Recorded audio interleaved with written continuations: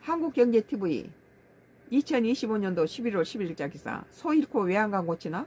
미 셧다운 해제 불구하고 성장률 흔들. 나무나를 잘 벗겨 먹는데도 어떻게 성장률이 흔들거립니까? 주현수 한국금융연구소 교수는 11일 한국경제TV에 출연해서 40일 넘게 이어진 미국 연방정부 셧다운은 해제 국면에 접어들었지만 이미 4분기 성장률에 상당한 악영향을 준 상태이라고 평가했다. 주 교수는 한 분기 90일 기준으로 절반 이상이 셧다운된 만큼 충격이 적지 않다며 골드만삭스 등에서 제시한 4분기 GDP 1.5%가 하락 추정치는 3분기의 성장률 전망치인 약 4% 절반에 해당하는 수준이라고 설명했다.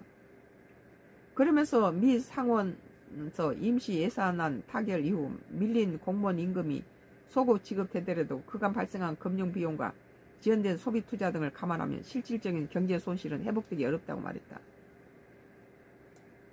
이어 연방정부 셧다운 장기화 미국 경제 둔화시키고 4분기의 성장을 끌어내는 요인으로 작용할 가능성이 크다고 진단했다. 핵심 포인트는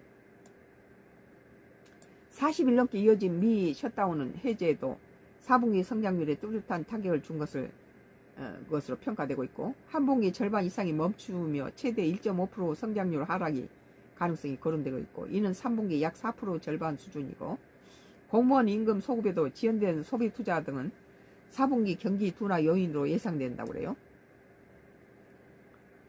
40일 넘게 지속되어 왔던 미국 연방정부 셧다운 해제 국면에 들어갔습니다. 트럼프 발언을 살펴보면 쟁점이 됐었던 오바마 케어 보조금 지급 연장 문제로 12월로 넘어간 것 같습니다.